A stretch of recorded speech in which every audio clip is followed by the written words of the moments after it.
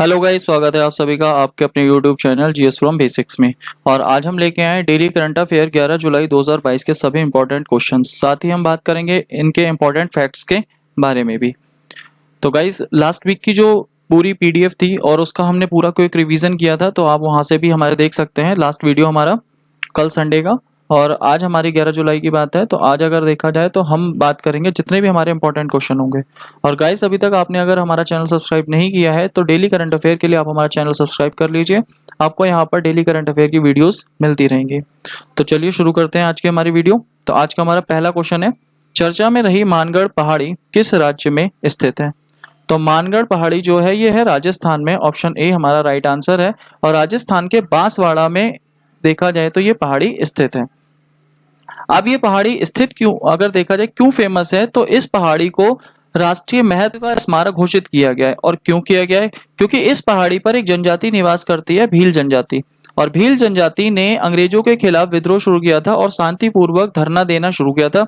लेकिन अंग्रेजों ने उनके ऊपर गोलियां चलाई और ये घटना थी 17 नवंबर 1913 की। और इसी विद्रोह को अगर देखा जाए, इस घटना को आदिवासियों का जलियांवाला बाग हत्याकांड कहा जाता है। तो इस कारण ये जो स्थान है मानगढ़ पहाड़ी, इसे राष्ट्रीय महत्व का स्मारक घोषित किया गया है। नेक्स्ट है अगला क्वेश्चन, 8 जुलाई 2022 को कहां पर हरियाली महोत्सव 2022 का आयोजन किया गया है?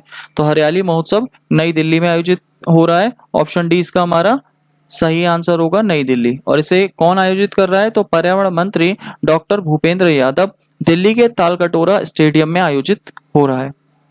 तो ये आयोजन किसके द्वारा हुआ है? पर्यावरण मंत्री हमारे भूपेंद्र यादव के द्वारा। और कौन से स्टेडियम में हुआ है? तो तालकटोरा स्टेडियम में हुआ है।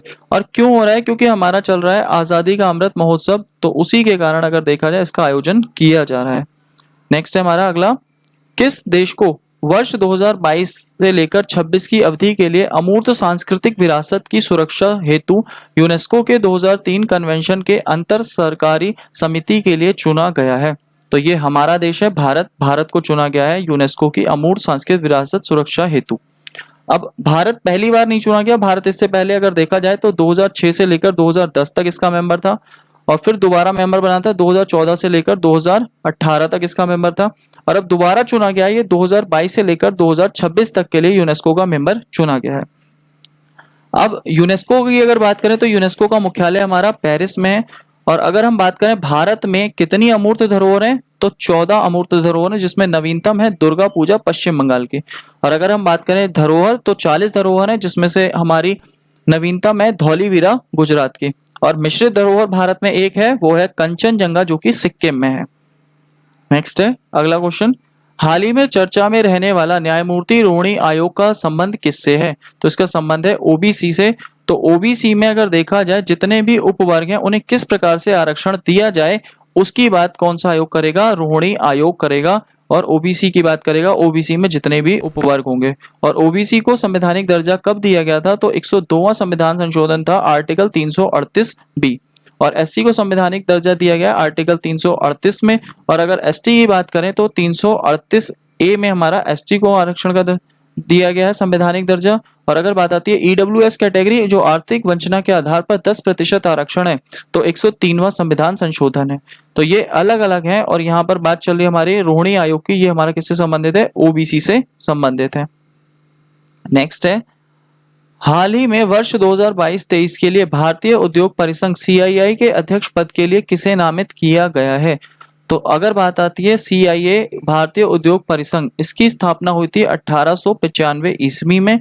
और अब अगर बात आती है तो 2022 से लेकर 2023 तक के कार्यकाल के लिए यहाँ पर आर दिनेश को नियुक्त किया गया है। तो इसका आंसर है option D, R Dinesh. Next है, हाल ही में खबरों में रहा डेरेचो क्या है? तो डेरेचो अगर देखा जाए एक ये तूफान है। और ये तूफान कहाँ आया है? तो ये तूफान आया है यूएसए में। यूएसए यानी अमेरिका में ये तूफान आया है। और डेरेचो जो शब्द है, तो डेरेचो शब्द ये जो लिया गया है, ये कहाँ से लिया गया है? ये हमारा स्पेनिश वर्ड है, एक स्पेनिश शब्द है। और जिसका मतलब अगर देखा जाए यहाँ पर क्या है? ला डेरेचो। तो ला डेरेचो से ये लिया गया है, डेरेचो स्पेनिश शब्द, जिसका मतलब होता है सीधा और लंबे समय वाला। अब यहाँ पर हुआ क्या है, ये डेरेचो तूफान जो यूएसए में आया है, इसके कारण जो आसमान का कलर है वो कैसा हो गया है, हरा रंग हो गया है। तो हरे रंग हो गया है इस तूफान में, डेरेचो में। तो यही इसकी सबसे ज्यादा खास बात है कि इसके दौरान आसमान का कलर क्या है, आसमान का कलर है हरा। नेक्स्ट है, जुलाई 2022 में किस राज्य में खारची महोत्सव मनाया गया? तो खारची महोत्सव हमारा अगर देखा जाए तो ये त्रिपुरा राज्य में मनाया गया, यानी ऑप्शन डी इसका हमारा राइट आंसर है, त्रिपुरा। तो त्रिपुरा की बात अगर आती है तो यहाँ पर खारची महोत्सव में होगा क्या, यहाँ पर खारची का मतलब होता है पृथ्वी, और पृथ्वी के जितने हिंदू देवी देवता हैं उसमें उनकी पूजा अर्चना की जाएगी। इसी वजह से ये महोत्सव इंपॉर्टेंट है। और ये कहाँ मनाया जा रहा है, ये त्रिपुरा में मनाया जा रहा है। नेक्स्ट है, प्रतिवर्ष किसवाली भाषा दिवस कब मनाया जाता है? तो किसवाली दिवस ये मनाया जाता है हमारा 7 जुलाई को। और 7 जुलाई को ये कौन मनाता है, तो ये अगर देखा जाए हमारा पहली बार आयोजित हो रहा है। और अफ्रीका महाद्वीप की जो अफ्रीका महाद्वीप की भाषा है, ये वहाँ की एक भाषा है किसवाली। उस भाषा को बढ़ावा देने के लिए इस भाषा का दिवस मनाया जा रहा है और 7 जुलाई को मनाया जा रहा है, और ये पहली बार मनाया जा रहा है। और इसकी पहली बार मनाया जा रहा है तो इसकी थीम है किसवाली भाषा शांति और समृद्धि के लिए। तो ये अफ्रीका महाद्वीप की भाषा है। नेक्स्ट है, हाल ही में अंतरराष्ट्रीय मुद्रा कोष IMF की पूर्व मुख्य अर्थशास्त्रियों की दीवार पर प्रदर्शित होने वाली पहली महिला कौन है? तो पहली महिला है गीता गोपीनाथ। और ये अगर देखा जाए पहली भारतीय महिला भी हैं। लेकिन अगर बात आती है पहले भारतीय कौन थे, RBI के पूर्व गवर्नर रघुराम राजन। तो पहले एक हमारे भारतीय और आ चुके हैं इस दीवार पर, रघुराम राजन, और अब इनके बाद में आई हैं हमारी गीता गोपीनाथ। ये पहली महिला भी हैं और पहली भारतीय महिला भी हैं। और पहले भारतीय हमारे कौन थे, रघुराम राजन। नेक्स्ट है, 8 जुलाई 2022 को किस देश के पूर्व प्रधानमंत्री शिंजो अबे का निधन हो गया? तो ये जापान के पूर्व प्रधानमंत्री थे, इनका हाल ही में क्या हो गया है, निधन हो गया है। और इनकी मृत्यु गोली लगने के कारण हुई है। और ये भारत के लिए बहुत ही ज्यादा इनकी मित्रता काफी अच्छी थी। और इन्होंने ही अगर देखा जाए तो 2017 में बुलेट ट्रेन का भी अगर देखा जाए तो भारत और जापान के बीच में समझौता हुआ था।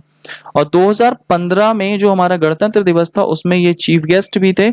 और 2021 में इन्हें पद्म विभूषण अवार्ड भी दिया गया, और हाल ही में इन्हें एक पुरस्कार दिया गया था, नेताजी पुरस्कार दिया गया था। तो इसी वजह से यहाँ पर शिंजो अबे का नाम बहुत ही ज्यादा इंपॉर्टेंट है। और अभी इनका हाल ही में हो गया है निधन, ये जापान के पूर्व प्रधानमंत्री थे। हमारी लास्ट वीडियो क्वेश्चन, हाल ही में किसने स्टार्टअप स्कूल इंडिया नामक पहल की घोषणा की है? तो गूगल ने की है। और हमारा आज का सवाल है, G20 के लिए भारत के नए शेरपा कौन होंगे? तो इसका आंसर आपको हमारे कमेंट बॉक्स में देना है।